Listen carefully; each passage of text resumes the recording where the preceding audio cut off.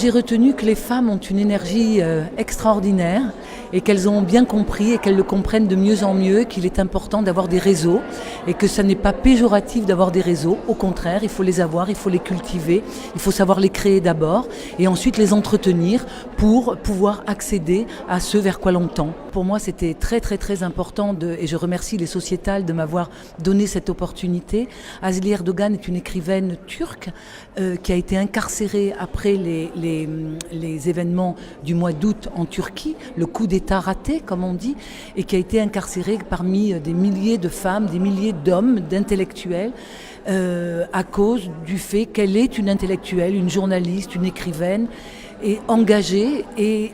qui a été donc victime de torture, qui a souffert énormément et qui a décidé de faire entendre sa voix précisément parce qu'elle est une écrivaine internationale, mais pas pour se mettre elle en avant, mais pour permettre que derrière elle, des femmes moins connues, des intellectuels moins connus puissent être libérés ou en tout cas moins maltraités